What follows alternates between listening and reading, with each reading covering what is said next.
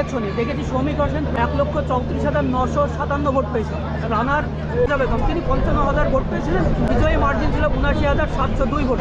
সেখানে দাঁড়িয়ে প্রায় 1.5 লক্ষ ভোট অতিক্রম করা কতটা চ্যালেঞ্জ মনে হচ্ছে আপনার? 1.5 লক্ষর কথাটা কেন করছেন আপনি? 21-এর কথা বলছেন, 16-র কথা বলছেন, আর 24-এর কথাটা বলুন। 24-এ এখানে 850 ভোটে তৃণমূল কংগ্রেস পিছিয়ে গিয়েছিল। এই রানীনগরের মানুষ 1,24,000 যাকে জিতিয়েছিল তাকে বদল করে দেওয়ার টেন্ডেন্সি নিয়ে এই শ্রমিকদের টিএমসি পার্টির বিরুদ্ধে এখানে মোহাম্মদ সেলিম প্রার্থী ছিল এমপিতে, সে 850 ভোটে তার লিড ছিল এই রানীনগর। তাই আগামী দিনে অপেক্ষা করেন। হুমায়ুন কবিরের প্রতি মানুষের যে আবেগ, যে মানুষের বিশ্বাস, সেই বিশ্বাসের মর্যাদা রাখতে হুমায়ুন কবিরের প্রার্থী, মনোনীত প্রার্থী ইয়াসির হায়দারকে মানুষ দুহাত তুলে দোয়া করবে, ভোট দেবে, আমার বিশ্বাস।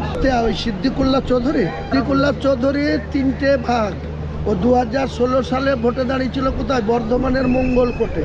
ওখানকার মুসলিম মহিলাদের ঝাঁটা খেয়ে ওখান থেকে 2021-তে এসেছিল মন্তেশ্বরে। এবারও মন্তেশ্বরে দাঁড়িয়েছে।